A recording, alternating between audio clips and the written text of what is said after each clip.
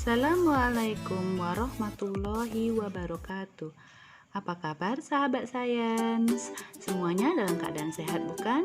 Jumpa lagi dengan Ibu Sugi. Pada video kali ini kita akan membahas tentang tumbuhan berbiji spermatopita dan kelompok monokotil dan dikotil.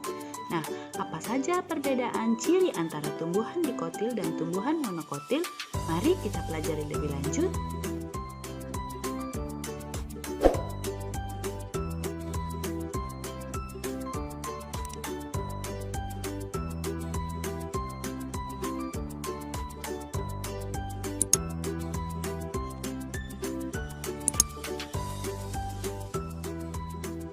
Tumbuhan berbiji spermatopita, monokotil, dan dikotil.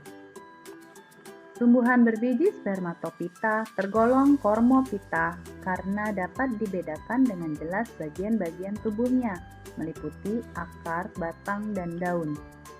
Spermatopita dikelompokkan menjadi dua, yaitu gymnospermae dan angiospermae. Tumbuhan biji terbuka gymnospermae atau pinopita adalah kelompok tumbuhan yang bakal bijinya tidak terlindungi oleh daun buah atau karpel. Ciri-cirinya berbiji terbuka karena bijinya tidak dibungkus oleh daun buah. Alat reproduksi berupa bangun seperti kerucut atau strobilus.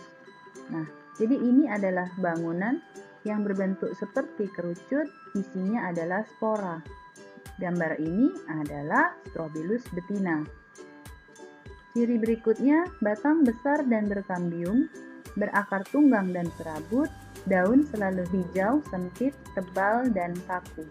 Contohnya, cemara, pinus, melinjo, pakis haji, dan damar.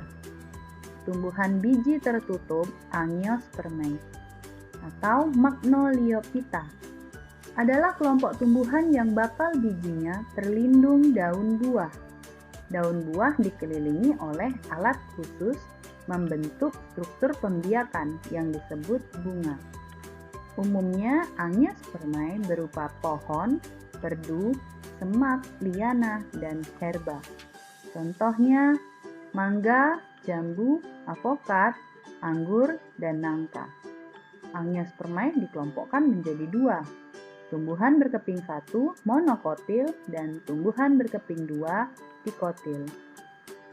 Ini adalah gambar perbandingan ciri tumbuhan dikotil dan monokotil. Pada tumbuhan dikotil, biji memiliki dua kotiledon atau biji berkeping dua. Pertulangan daun menyirip dan menjari.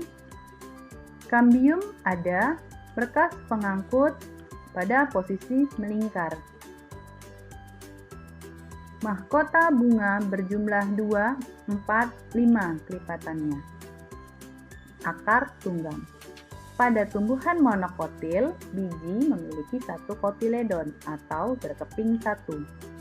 Pertulangan daun sejajar atau melengkung. Kambiumnya tidak ada, berarti berkas pengangkut tersebar. Mahkota bunga kelipatan 3 dan memiliki akar serabut. Nah, contoh tanaman monokotiledon pada suku rumput-rumputan Gramineae. Misalnya padi, jagung, bambu, rumput, tebu, dan gandum. Suku pinang-pinangan Palmae, misalnya kelapa, rotan, kelapa sawit, aren, dan salak. Pada suku jahe-jahean, Zingiberaceae, misalnya kunyit, jahe, lengkuas.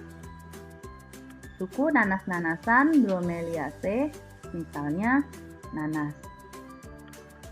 Suku pisang-pisangan Musaceae, misalnya pisang ambon, pisang kipas, pisang hias.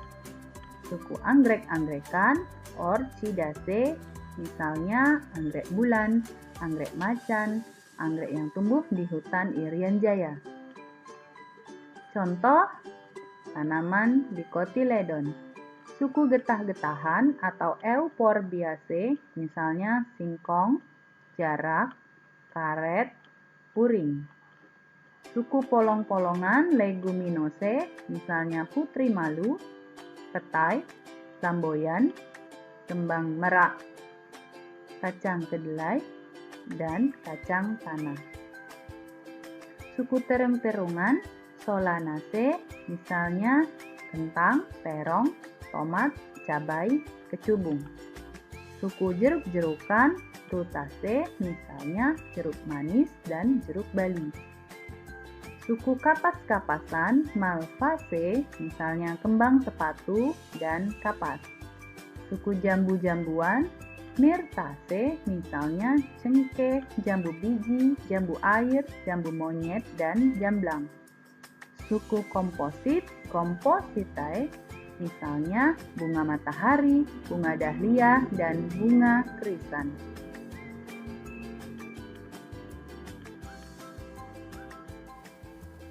Sekian materi kita hari ini, sampai jumpa lagi.